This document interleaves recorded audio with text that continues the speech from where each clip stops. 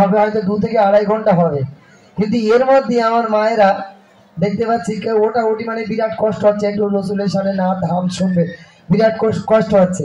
হ্যাঁ, কিন্তু 4-5টা সিরিয়াল বলো শুয়ে পড়ে পড়ে দেখবে, একবারও চোখ ব্যথা করবে না, করবে বা করবে না।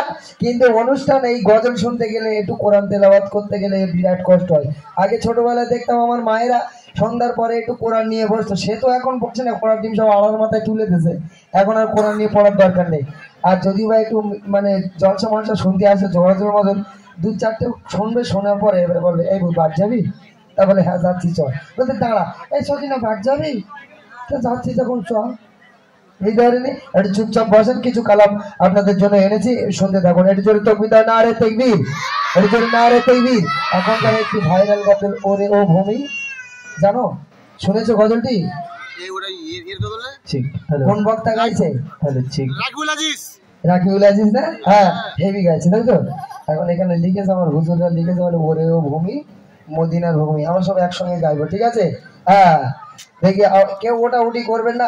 এটা হচ্ছে আমাদের নাক মনে হয়, বুঝলেন? নাকের ধারে যদি একটা মাছি করে কেন রাখাই ফেলেন দিলে মনে হয় যেন একদম পুরো তেল তেলতে ভেজে খেয়ে ফেলি। হ্যাঁ, কিন্তু এই অনুষ্ঠানটা আমাদের নাক মনে হয়, এখানে ওটা উঠি করলে বিরাট রাগ হয়। এখন মায়েদের এই একটা রোগ খারাপ, তুই যাচ্ছিস যা, আর একটা কিনা পাঠছো ভাল লাগে না, ঘোড়ার ডিম। আর সিরিয়াল দেখার সময় কই এরম বলে ভাল লাগে না, বলছি এই কালকের একটা সিন হচ্ছিল, কারেন্ট না চলে গেলি, বিরাট একটা সিন হচ্ছিল, তখন আর এরকম কথা হয় না, বলে একটু বসেন।